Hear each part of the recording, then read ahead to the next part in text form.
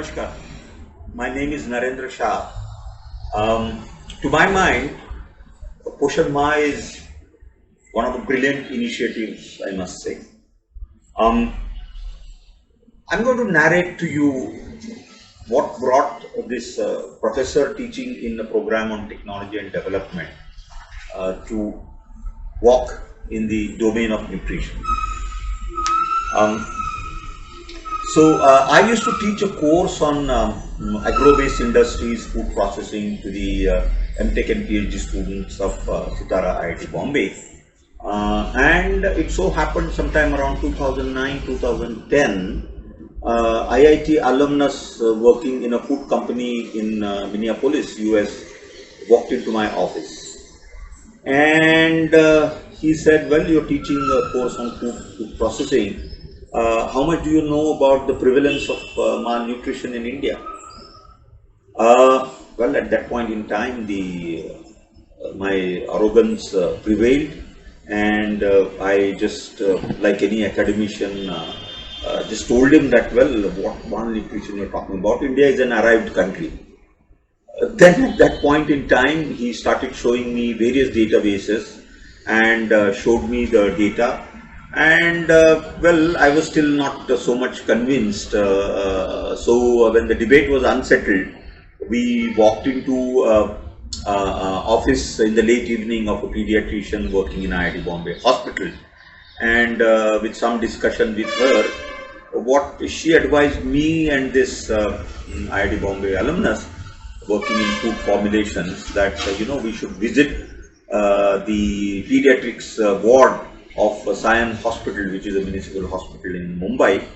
And then we went to the ward of malnutrition in the pediatrics department, and the person working in the nutrition domain there and the head of the department of pediatrics walked us around the malnutrition ward, and well, that was seeing in believing. Seeing and believing, and I said, yes, I think this is a domain that a professor working in the domain of technology and development must sort of concentrate his efforts, and that's where my journey started. Then after talking to the this particular IIT Bombay alumnus who works on food formulations, we sat together and discuss what are the different kinds of food products that sort of are available and which can bring a rapid, we can say, catch-up formulation for the severely acute malnourished children, and which have been kind of ratified, validated by institutions like World Food Program and UNICEF and WHO and things like that. Then we decided that when we talked to the pediatrician, head of the department, she said that, well, it's fine, we will try your formulations with our malnourished children, severely malnourished SAM children, as well as MAM children sometimes who come to the OPD in their hospital. They said that we will try your formulations only on one condition, that if you can make these products, what you're talking about, in our backyard. And then she went on to offer us an area of 400 square feet at the Sion Hospital municipal place where the space is starved. We said we took it as a challenge. We took that 400 square feet and we set up our first pilot unit from IIT Bombay to sort of make this RUTF, as it is called, ready to utilize therapeutic food, which had the main ingredients like milk powder, peanut butter, sugar, and of course the 19 micronutrients, as we have seen in the literature. The literature at that point of time was Michael Gordon. He was considered the gold standard in addressing malnutrition, giving one of the reasons that the lack of micronutrients. So then our journey began. So that was our first project that we did with inpatients. Then we went to the Anganwadis with the help of state machinery of ICDS, Integrated Child Development Scheme program. and of course the NGOs in the area, in the Dharavi area, who sort of participated in this joint study, where we administered this RUTF on the identified SAM children who were admitted in the hospital, as well as we went to the Anganwadis and did this community work in the Anganwadis of Dharavi, and we sort of subsequently published our work after collecting the data, and so that was a real first project that taught us so much. How does one work? How does the academicians work in a community, engaging the NGOs and grassroots workers? Subsequently, then of course, what was told by the Principal Secretary ICDS in Government of Maharashtra is, if you can address, or what she said was nip the bud at the bud stage itself. So if you can address the MAM children using some formulations which are culture centric, then perhaps MAM falling into SAM would be that much lesser, and the load of SAM children on the public hospitals would be lesser. So we did the second project on making the culture centric foods, distributing in the Anganwadis to the identified MAM children with the help of Anganwadi workers and ASHA workers.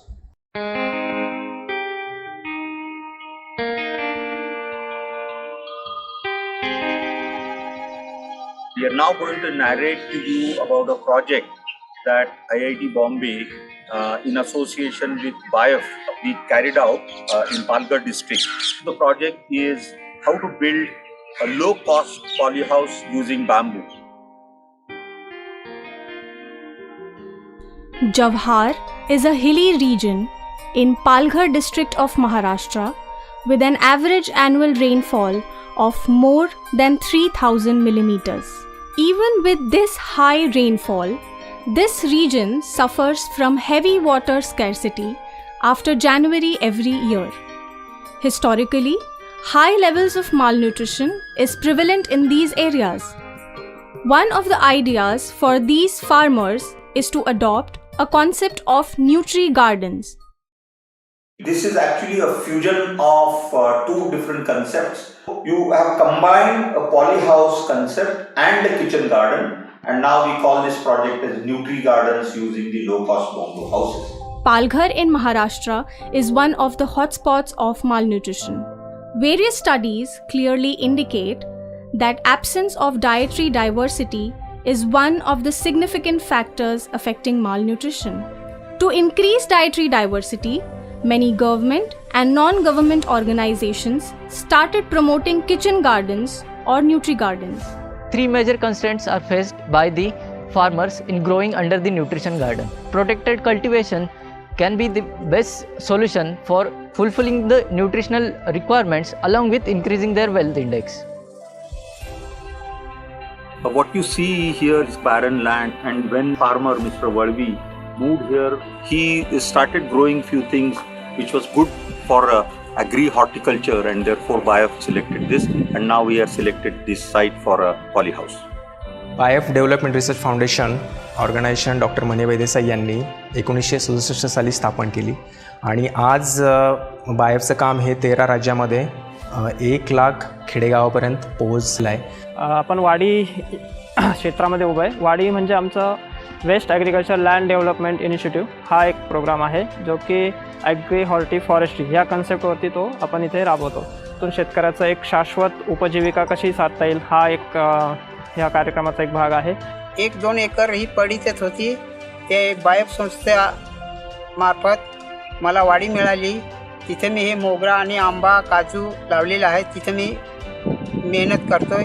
आमच्या बालापूरमध्ये BAIF project चालू झाला, म्हणून त्याच्यामार्फत आम्ही आंबा काजू ती वाडी घेतली. पोलीहाऊस आम्हाला घेण्याचे कारण असं की पावसाळ्यात इकडे जास्त पाऊस असतो, म्हणून आम्हाला काही भाजीपाला पीक घेता नाहीत. पोलीहाऊसमध्ये सध्या आम्ही मिरची लावलेला आहे, ढोबली मिरची लावली, आणि बरंचसं काही काही अजून लावणार आहे. In this project, we have designed and developed a bamboo-based polyhouse of 128 square meters, aiming to provide year-round nutrition security for a household. या पॉलीहाऊसमध्ये हे जे बांबू आम्ही वापरलेले आहेत हे ट्रीटमेंट केलेले बांबू आहेत. या बांबूंना वाळवी किंवा कीड लागू नये यासाठी विशेष ट्रीटमेंट केलेली आहे, जेणेकरून या पॉलीहाऊसची ताकद वाढेल आणि हवेचा परिणाम याच्यावर होणार नाही. कन्व्हेन्शनल पॉलीहाऊसचे सर्व फायदे कमी खर्चामध्ये या पॉलीहाऊसमध्ये मिळणार आहेत. Engineering specifications of the bamboo polyhouse are: foundation is made of GI pipe and steel rods concreted with cement mortar. Structural bamboos of 2 to 2.5 inch diameter are treated to avoid stem borer and give a long life of minimum 10 years. Joinery using metal clamps, metal strips, nut bolts, etc. ensures no cracks are propagated. Polyfilm of 200 micron thickness is UV stabilized that helps extend life of the film. Insect-proof nets to protect the crops grown from insects and pests. GFAB sheet to store or capture the carbon dioxide inside the polyhouse. Gravity-based drip irrigation unit for optimal water use efficiency. Cultivation of diverse crops will be done over raised beds. The cultivation will be attempted using chemical-free fertilizers. Organic manure like neem powder, biocompost, stearameel, Jeevamrit will be used. The recommendations on agronomy and farming practices emerged from the experiences of BIOF Agri team working at its Jawhar Center. Technical and financial sustainability of this proposed technology solution will be ascertained by training the local farmers to treat the locally available bamboos and constructing the polyhouse. The current investment cost of the 2 pilot bamboo polyhouse is 92,000 rupees each, which is 1/3 of the GI steel polyhouse design available in markets. The recovery on investment is expected to be 2.5 to 3 years by considering the minimum production. We hope the costs will come down with scale up. In the region of Palghar, near Vada, there is a Namrita centralized kitchen which makes and supplies midday meals to the schools in the nearby area. The local farmers are unable to supply the vegetables year-round with certainty. The scale-out of these low-cost polyhouses is considered as boon to connect these dots in supply chain.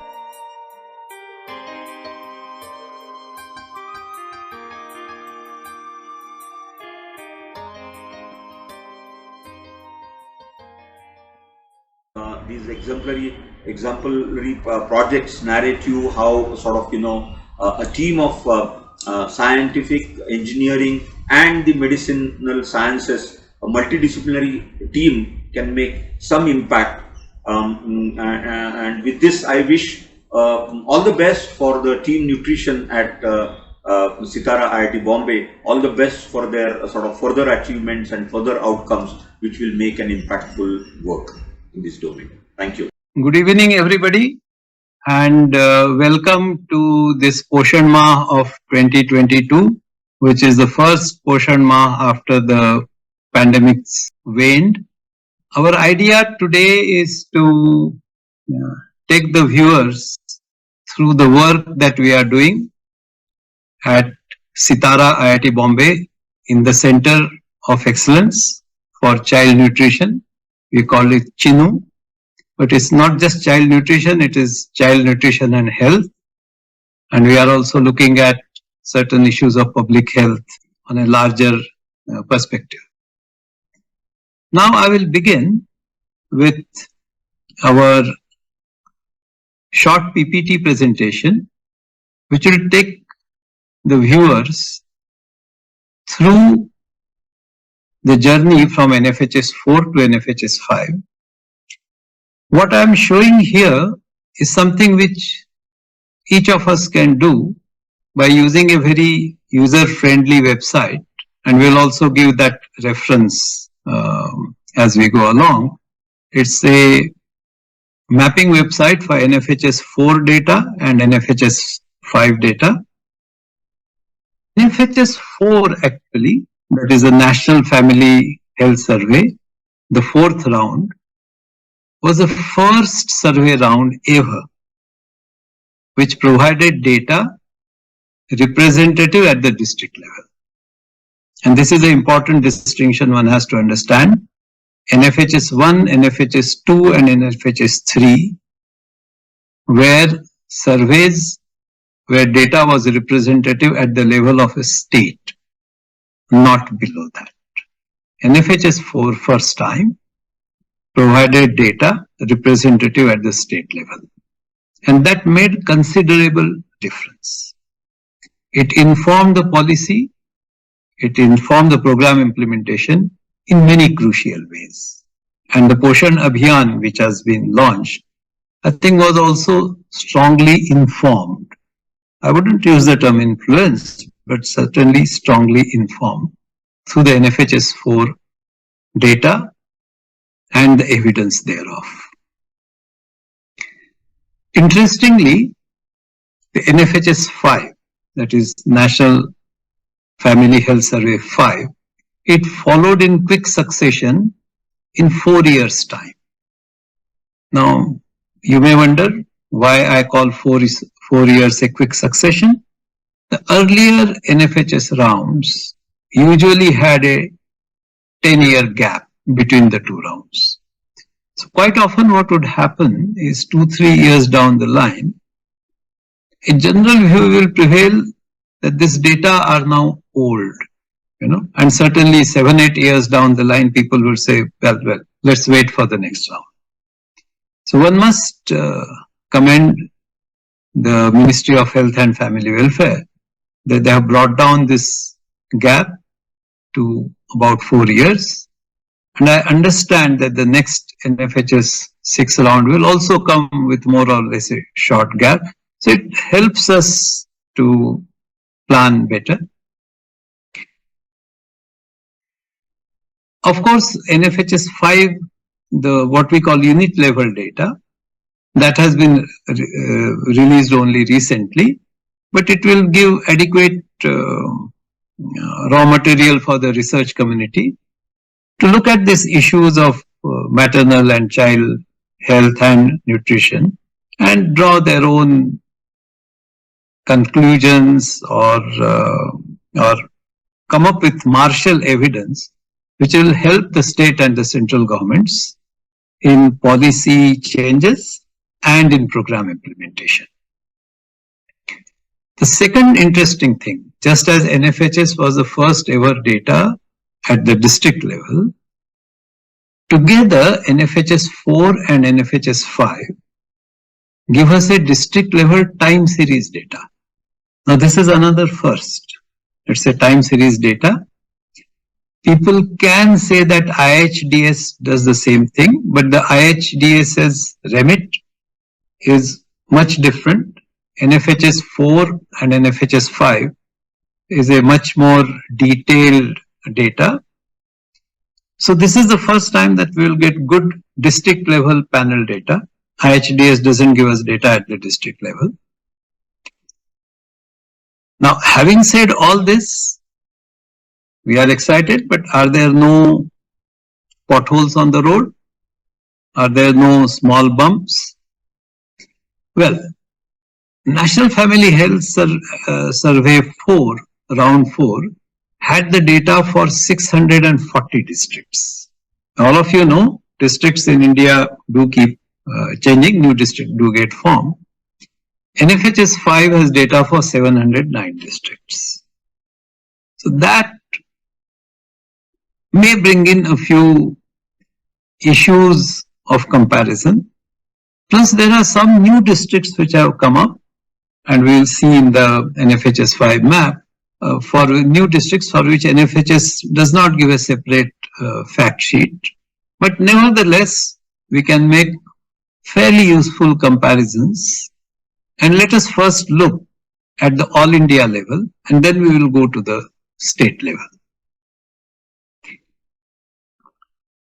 At the all India level, let's see how the story unfolded along three facets of malnutrition.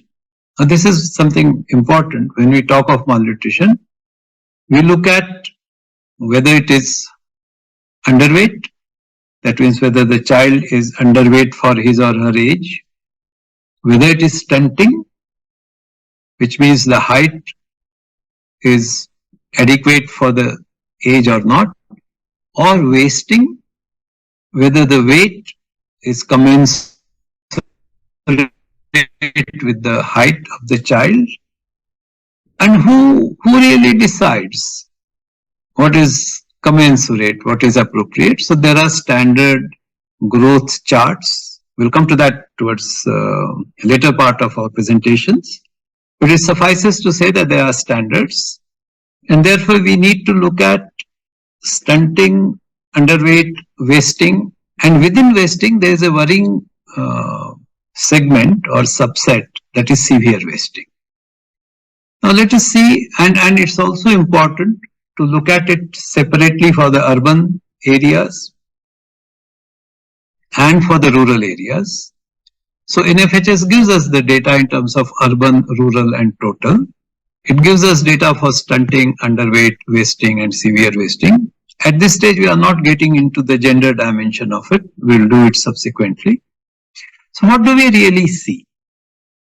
What we see is rural has performed fine in all the three facets. The decline in stunting from 41% to 37%, the decline in underweight again by about from 38 to nearly 34 is okay, not great declines, but okay. Wasting has come down from 21.4 to 19.5 by about 2%. But severe wasting remains a concern. If you are quite careful to see, it has actually gone up marginally. Now, what does that gone up marginally mean? Severe wasting has marginally gone up and wasting has come down, which means severely wasted children as a fraction of children who are facing wasting has actually increased. Now we will look at that in some depth at a later stage. Let's come back to the overall story. Vis-a-vis rural, urban reductions are relatively sluggish. Now this is very interesting. Urban has the wherewithal to address malnutrition. But in urban, I mean, you have the money, you have the personnel, you have the connectivity, everything. But urban reductions have been sluggish, and there severe wasting has stagnated. Now this is something which we need to note and of course be concerned about. But let's move on. NFHS 5 also had a confounding issue. In 21 states, the survey was completed, that is 2019, before the pandemic struck. And the other states, the survey was done in 2020 and in 2021, which means you have states where survey was done during the pandemic, and we also have some states where part of the districts were surveyed pre-pandemic and part of the districts were surveyed post-pandemic. Okay. So this is one thing which should be of some concern, or at least we should keep a note of that. And NFHS actually released the data, NFHS 5 released the data in two phases, the phase 1 and phase 2. And if you look at the districts, about 489 districts, the survey had been completed before the pandemic. And in about 218, which is not a small number, the survey was done during the pandemic. But still, it's useful to see this particular distance on a map. That makes it more interesting. So here is our first map. NFHS 5, the two phases of survey before and during the pandemic. And the map very clearly shows one set of districts, as I said, 489, where the survey got done quickly, and the other set where the survey was done during the pandemic. In a way, one would have been happy if the entire southern zone was done during the pandemic, because then, but such is life. Okay. We then move on, but before that we also